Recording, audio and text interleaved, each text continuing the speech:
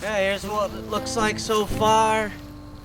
Widening out this food plot for this client. Had to cut a bunch of maples and got all this brush to mow down, grind the stumps, flatten it back out, and you can kind of see all the leaf litter around here. That's what we're trying to avoid, is the leaf litter.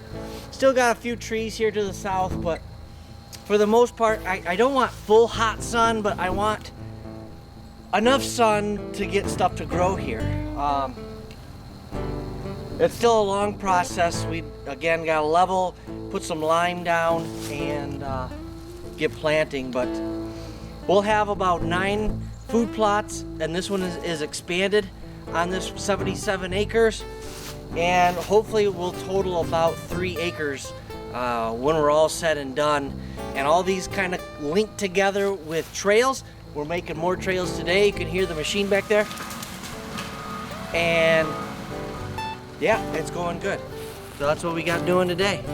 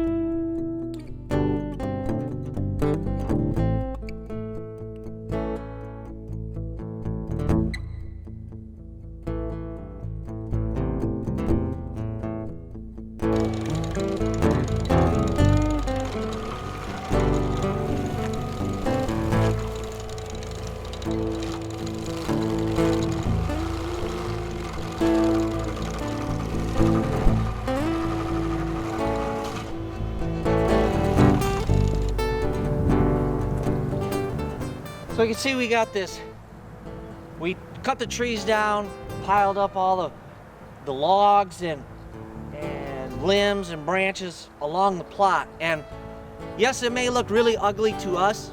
And even if we pulled the stumps out, I would take the stumps and line them up along the edge here. The doe families are going to want to, or do, bed up against the back of this stuff. They got a nice food plot here with plenty of food in it. They can hang out here all day, come out here and eat, go back and lay. They feel safe, comfortable. If the hunters come in or if a human comes in, they will easily be alerted by that and they can escape. Plenty of spaces to do that. So that is why we're doing this.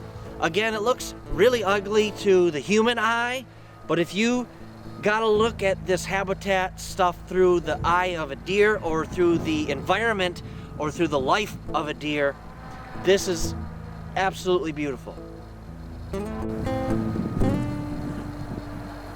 So on the buck side of this, if the doe families are near your food plots, can you get into your stands? You got to make sure your stand locations are in the spots where the does don't congregate, but actually you can sometimes get up in the stands even and they won't even see you. They'll stay there laid down. They'll just think that they're safe. You might not even know that they're there. Well, what's that going to do to the bucks? During pre-rut, when it's the chase phase and they're seeking things out, the bucks are going to also be closer to those does as well, which should give you a better opportunity of a daylight shot at those bucks. So if they're in a spot, the does are in a spot where you don't want them, you can fix those areas to where you're hunting And so where they're coming by you. I don't recommend sitting right on top of a food plot. I would recommend sitting at least 30, 40 yards back or even more, coming from a designated bedding by you, and then letting them have that food plot without being so stressed out that they're always looking up and always looking for something. They're already stressed out enough as it is. They don't need that extra little bit of stress.